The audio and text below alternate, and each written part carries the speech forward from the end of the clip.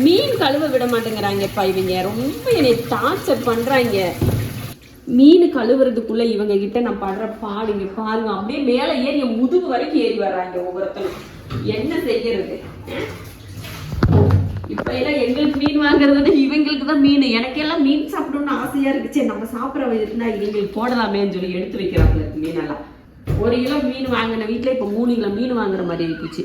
இல்லை இந்தடா இந்த குட்டிஸ் எல்லாம் இருக்கு பாத்தீங்களா, அதுக்குதான் என்னால முடியல. சாசா சிஞ்சுவெல்லாம் அமைதியா பிள்ளைங்க படுத்து கிடக்கு. இந்த குட்டிங்க என் முதுகு வரைக்கும் ஏறி ஏறி வருது. வந்துட்டாரு பெரியவர், ஆபத் பாந்தவன், பிள்ளைங்களை காப்பாத்துறதுக்கு வந்து கடவுள் மாதிரி. என்ன நீங்க வரியா? உன் பிள்ளைங்க ஏறின மாதிரி நீ என் முதுகு வரைக்கும் ஏறுவியா? சார் நல்ல சைலண்டா போய் உட்காந்துக்கோங்க, இல்லைன்னா மீன் போட மாட்டேன் பாத்துக்கோ.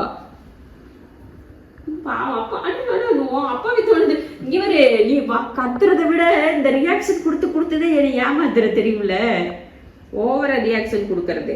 உடனே கண்ணு மூடி அப்படியே நம்ம சொல்றதுக்கெல்லாம் பிள்ளை எப்படி. மீன் வேணுமா? மீன் வேணுமா? மீன் இல்லை, மீன்லாம் தர முடியாது போ. சரியா நான் எப்படி இருந்த என்னையா இப்படி ஆக்கி வச்சுட்டாங்க பசங்க. என்னன்னு கேளுங்க சிஞ்சு சாசா, உன் பிள்ளைங்க என் காலில் ஏறி ஏறி எல்லாம் காயம் பண்ணி வச்சுட்டாங்க. என்னை பார்த்தா உங்களுக்கு பைத்தியக்காரி மாதிரி இருக்கா? சொல்லு.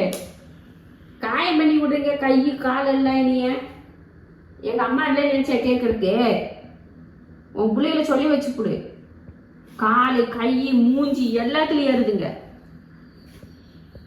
புள்ள வளர்க்குறதுக்கு பாரு, புள்ள எப்படி வளர்க்குறாங்க சொல்லி கொடுத்து வளர்க்க பார்த்துக்கோ. அப்பதான் ஒழுக்கமா நேரத்துக்கு மீன் போடுவேன், இல்லைன்னா போட மாட்டேன். புரியுதா? புரிஞ்சுதா? என்ன வேணாலும் பேசு, மீனை போட்டுட்டு பேசு அப்படின்ற மாதிரி இருக்குது உங்க ரியாக்ஷன்ல. நல்லா பாரு, முடி நல்லா.